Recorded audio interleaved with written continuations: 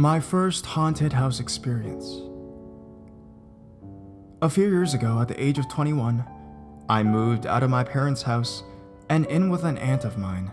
She lived in a more rural area than what I was accustomed to. I'm not sure how old the house was, but it definitely had to be over 30 years old. It was large, 4 beds, 2.5 bath townhouse right across from a cherry farm. I landed myself an overnight job working at a convenience store almost immediately after moving in. My schedule was usually 11 p.m. to 7 in the morning, 5 days a week. When I worked, everyone else in the house slept, and when I was home sleeping, everyone was either at work or in school, so needless to say, I spent a lot of time alone, bidding my time and trying to save up cash so I could stop being a burden on my aunt. Nobody mentioned to me that the house may be haunted. Maybe they didn't know. I'm not too sure, but I ended up figuring it out for myself. It all started probably a week after I moved in. I just got home from work and everyone had already headed off to work or school or daycare. My older sister also lived with my aunt, her family, and myself. She has very young children. I was all alone, but didn't feel tired enough to lay down, so I settled myself in front of the computer in the living room and played video games. At the angle the computer was at in the living room, I could see the front door. After about an hour of gaming, I heard something that made me jump out of my chair.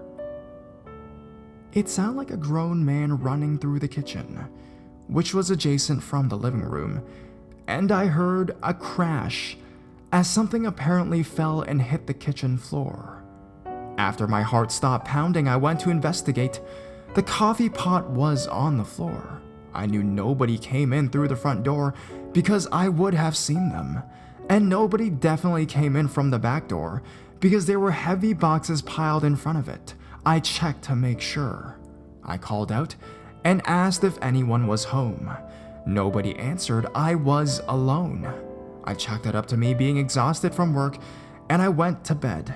I never told anyone I lived with what happened. Several weeks after the first incident, I was still living with my aunt and still stuck on the graveyard shift.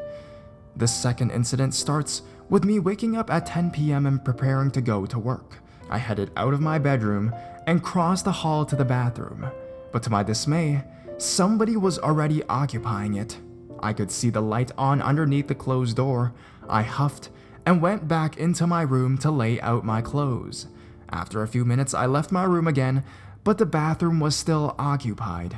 I checked my phone and noticed that I had to start getting ready as soon as possible to avoid being late. This may sound strange, but I placed my ear up against the door. I don't know why, but it seemed like a good idea. What I heard was very bizarre.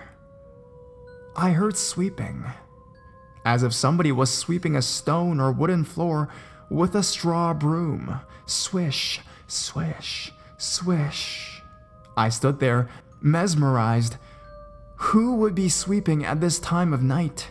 I knew my aunt had a maid who came during the day, so I know for sure her or her family wouldn't have lifted a finger elsewise. I hesitated, and then knocked.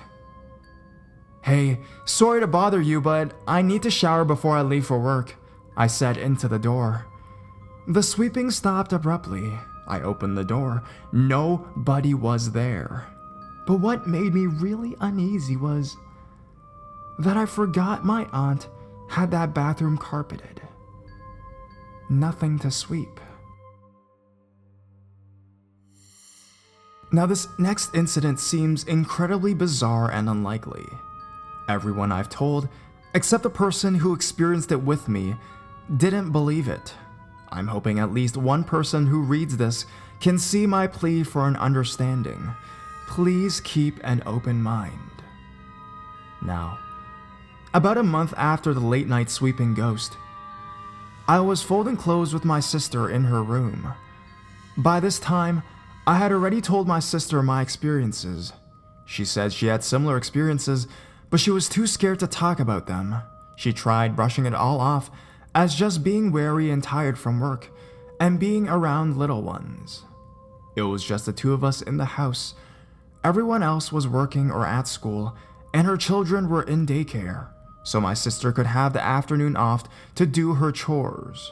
So we're sitting on the floor, folding her kids' clothes and chatting about nonsense. All of a sudden, we stopped and slowly looked at each other.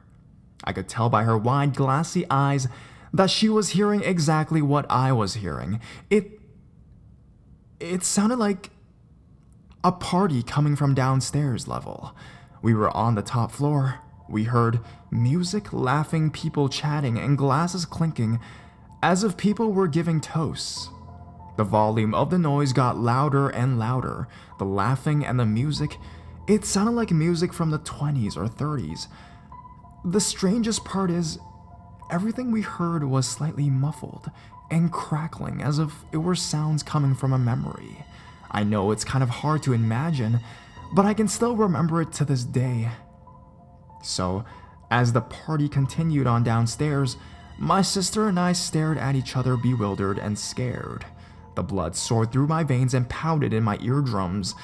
All of a sudden, over the blaring music, we heard stomping coming up the stairs, slow and heavy stomping. Not angry stomping, it sounded like a very heavy man coming up the stairs. Everyone who lived at my aunt's house was female besides my uncle, but my uncle recently had a stroke and could no longer climb stairs. The heavy footsteps reached the top of the staircase and started coming straight for the closed door me and my sister were behind. My heart almost gave out because it was pounding so hard from fear. Then, out of nowhere, I jumped up out of reflex and threw the door open. Nobody was there. The music and laughing and partying sounds immediately died out. It was so silent you could hear a pin drop onto a pillow. The only thing I could hear was the sound of my heart slamming against my ribcage. We went through the house after that. We were completely alone.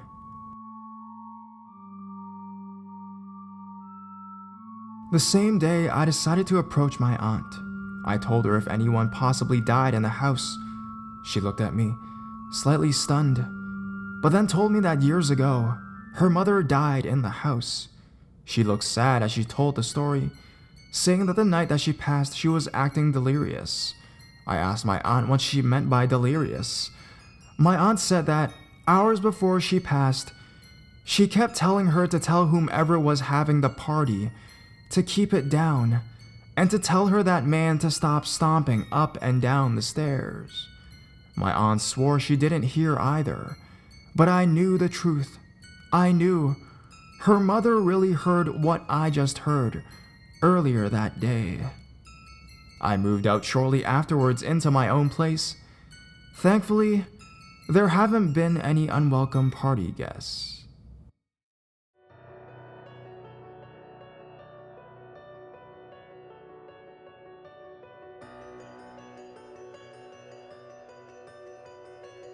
We clean a haunted house.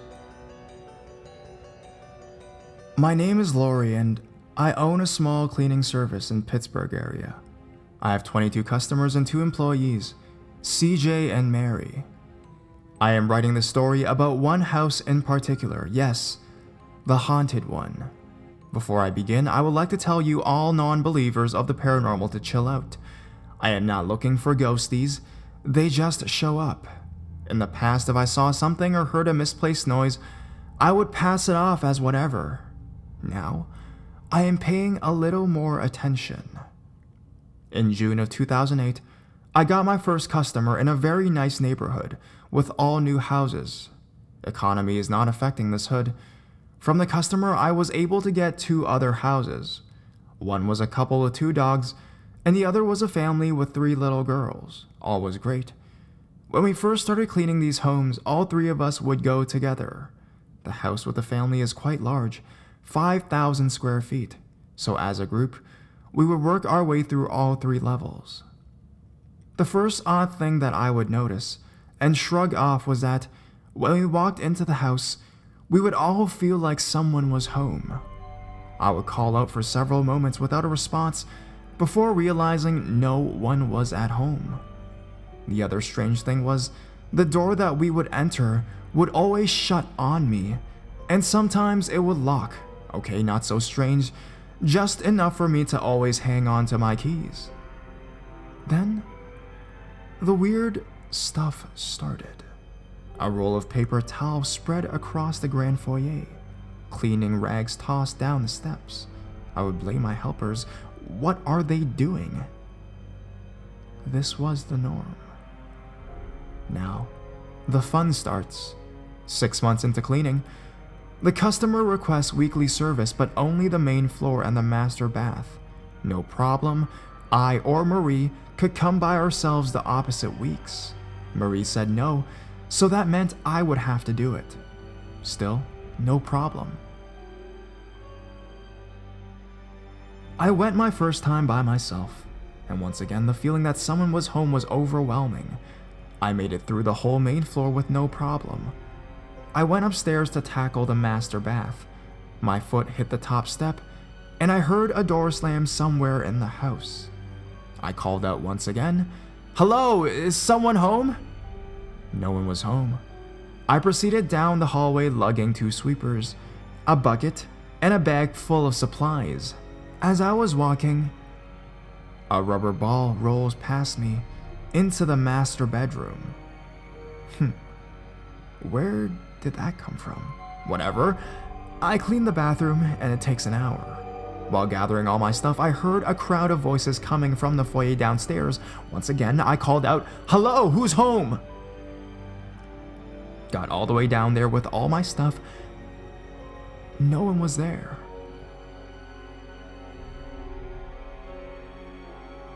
Weeks went by with some weird stuff, but once again, it could have been shrugged off as whatever.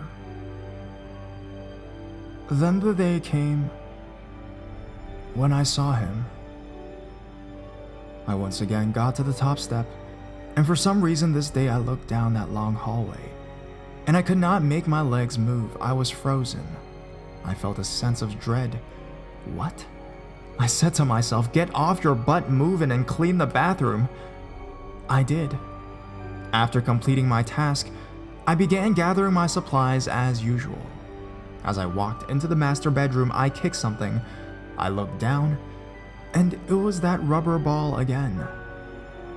Now, where did this come from? As I said that, I felt a crack of static electricity. I looked up, and I said to a man, "Oh, you're home."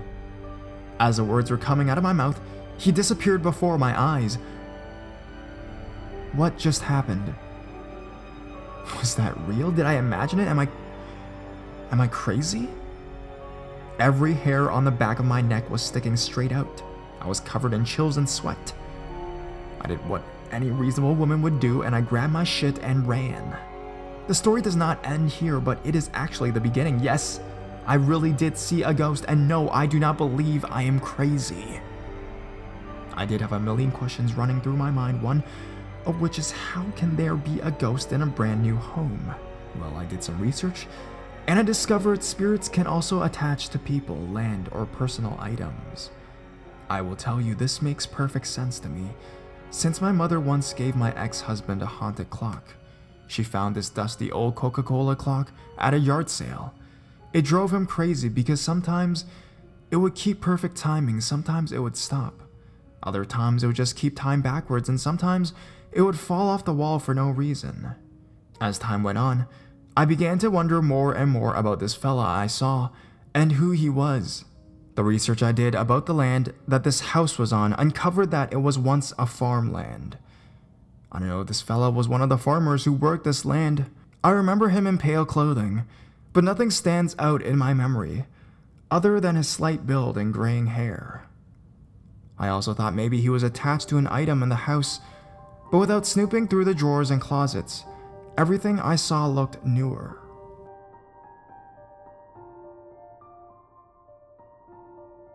Weeks passed without any interruptions to my cleaning efforts. I go to the neighbor's house that I originally contracted as a customer. I was cleaning her dining room windows, which faced the haunted house. I reached for the Windex, and I saw movement out of the corner of my eye in one of the windows at the haunted house. I thought, I wonder who that was. I said it out loud, and the customer who I was working for asked me if I was talking to her. I told her I thought someone was home next door, and that I saw someone in the window. She said no, they are at work. But I saw someone looking out that window. I turned and looked at her, and she had a look on her face that said that she knew something. I told her that strange things sometimes happened over there. She proceeded to tell me that they first looked at that house before deciding to buy this one. And she said she got very disturbed when they went on to the second floor. She said she felt uncomfortable in one of the bedrooms upstairs. I asked her if the owners had noticed a presence in the house. She said the only thing that they had ever mentioned is that the girls won't sleep in their own bedrooms, so they all camp out in the master bedroom. I wonder why.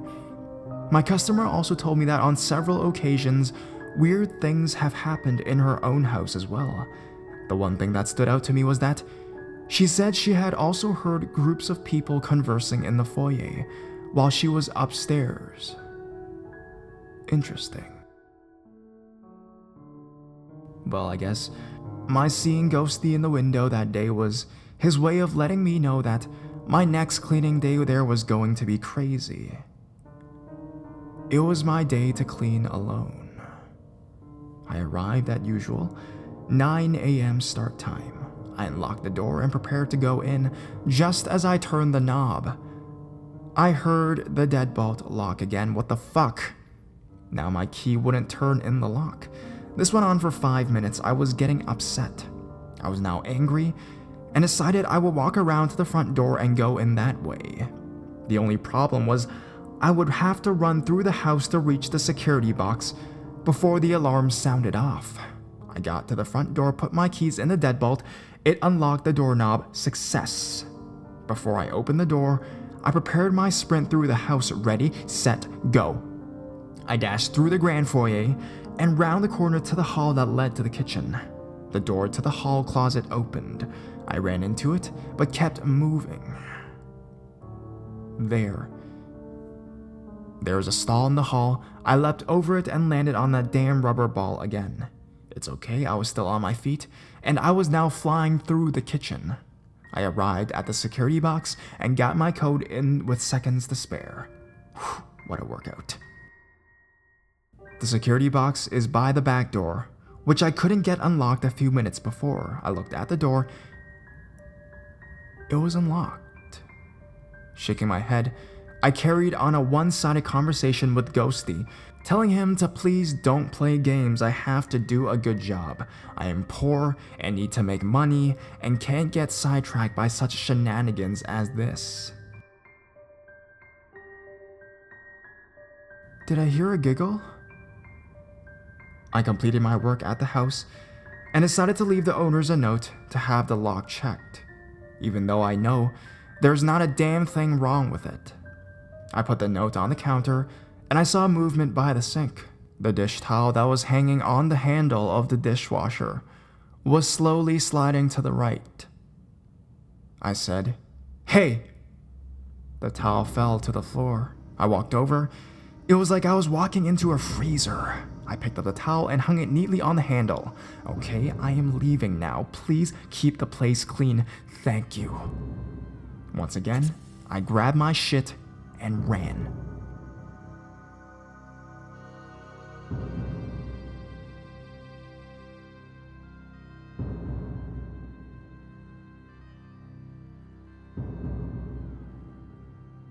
Beautiful house, ugly house. It was about 20 years ago, and my now ex-husband, daughter, and I were looking for a place to live in San Angelo, Texas. My then mother-in-law had a secretarial business, and one day we had stopped in to say hello.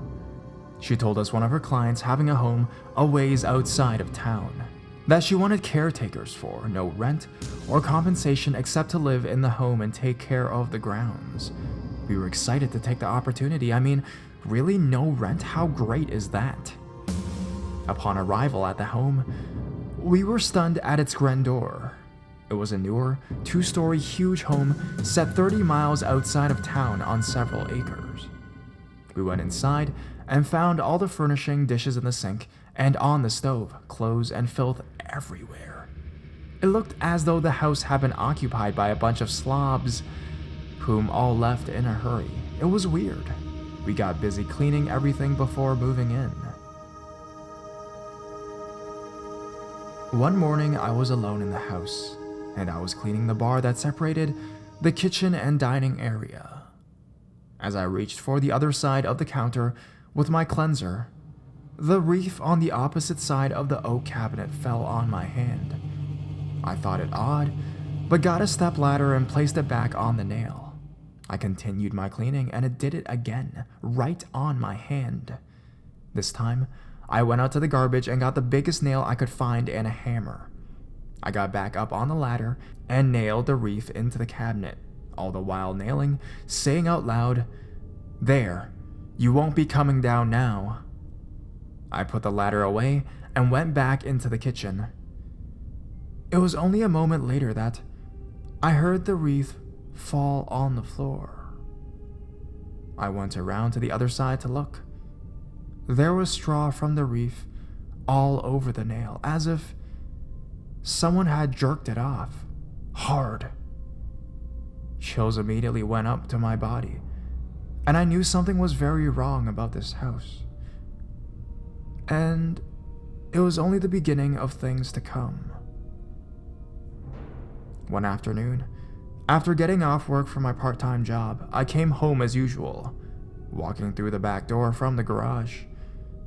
There was a small bathroom just off to the right upon entry. Taking a few steps inside, the toilet in the bathroom started having water forcibly rush into its bowl. I thought it was strange that it would happen just as I walked in, but I shrugged it off and lifted the link of the tank and pulling up the bulb. The water stopped. I turned and just walked away, and it did it again. I reached in again and lifted the bulb. It seemed to be fine. Then, the bathroom in the hallway started doing it.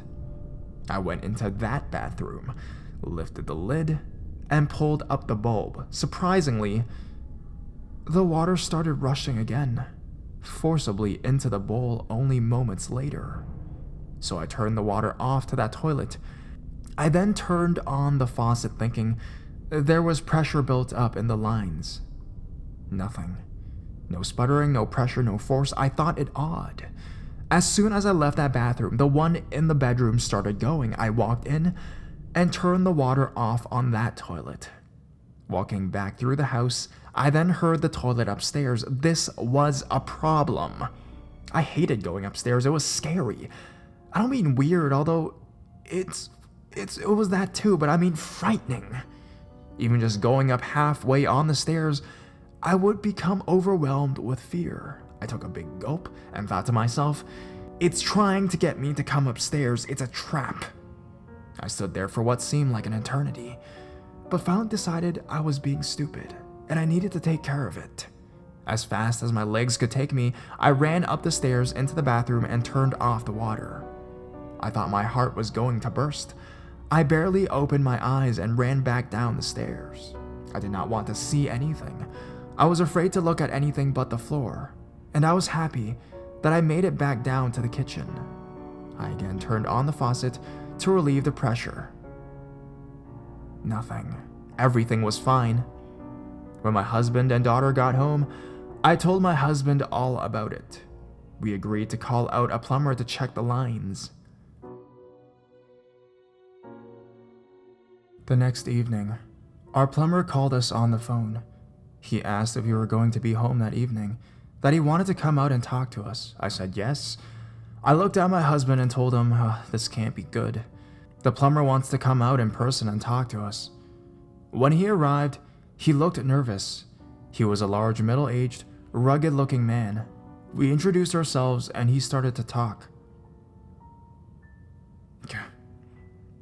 I just wanted you to know that there's nothing wrong with your plumbing, but there is something wrong with your house. I was working on your plumbing and don't ask me why, but I got scared. I mean, really scared. I heard voices and noises and yeah, I was scared. So I left. I went back into town and got my dad to come back out with me. We're both plumbers. We looked all over your house. We saw no one. We both started checking things out with the plumbing. And we both started hearing things. I'm sorry, but we left. We were both terrified. I just wanted to tell you. I think your house is evil and please don't ever call me again, okay? Please, I'm sorry, but you need to know. We apologized to him, thanked him, and said goodbye. It never happened again. Well, not the plumbing part. A few months later, my husband made plans with a friend to go deer hunting on the property. Unfortunately, my husband got called in to work, so he left his friend a note and securely taped it to the front door. It was too early to call. Later that day, his friend came out and wanted to talk to us. He asked where my husband had been. We told him that we had taped a note to the door. There was no note. We opened the door and sure enough, no note. Not even the tape that held it. The door was in a cove, so there was never any wind there. Not to mention, we had secured the note with duct tape. We looked around the grounds and the note was nowhere to be found. Anyways, his friend said that when he got out of his truck to knock on the door, he heard voices, so he thought we were home. He knocked and rang the bell. He walked all around the house looking in the windows thinking we were home, or the TV was on, or possibly a radio. But he saw no one. Then he got scared. He explained he had never felt fear like that, so he immediately left. He asked that we never ask him to come out here again. Your house is evil or something. There's something wrong out here. Y'all need to leave, it ain't safe. I got the distinct impression that I was in harm's way. Again, we apologized and thanked him, and told him we couldn't leave because of our financial situation.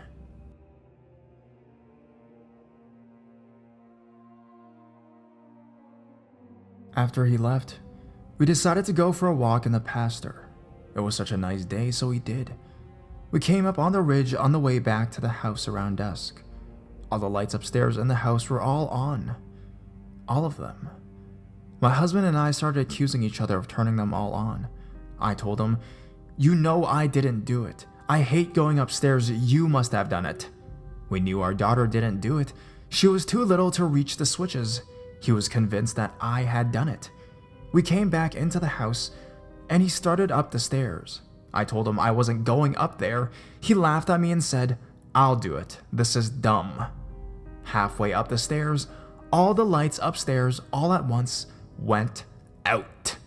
My husband fell into the corner of the landing with a look of total fear on his face. Jesus, they all went out. God damn it, I'm not going up there. He ran back down, rubbing the back of his neck, saying, "Shit, what the hell is going on in here? I just got the shit scared out of me." I looked at him in disgust and said, "I told you so. I've been telling you for months this house is haunted." He now believed me. We went into town to his mom's. We asked her if something bad had happened out there at the house. She said, "Well, I know she was having drug parties, orgies, and other parties to communicate with the dead. She was all into doing all kinds of wild things. Then she just left. She took her kids and said they couldn't live there anymore. It was quite sudden." Communicate with the dead? Oh my god. She invited spirits into her home and did all kinds of evil crap out there? Great, I said. Now we know. Not long after that, we were all asleep. Our daughter slept with us the entire time we lived in that house. She said there was a lady on fire in her room, and every night, around 2 or 3 in the morning, noises, all kinds of noises. So, she slept with us. The bed in our room was massive. It was specifically made for the enormous bedroom, so there was no problem for her to sleep with us. Anyways, we were all sleeping in on the weekend, and a fly kept bothering me. I swished it away several times, and finally became frustrated and sat up. Oh my god, look at my bed! My husband and daughter both sat up and gasped. The bed was covered in flies. So thick was the insect mass that you couldn't even see the color of the bedspread. Shit, we all jumped up. I'll go get the bug spray, said my husband. I'll go get the fly swatter. When we came back into the room, all the flies were gone. Not a trace, not a fly anywhere. What was really weird was that none of the windows opened in that house. So how any flies could have gotten in there was a mystery we never solved. We dismantled the bed and set up our own that had been in the storage. Not long after that, we had saved enough money to finally move out. I don't know who lived there after us. All I know is, whomever it was, I hope God was there to help them. Thank you for letting me tell my story.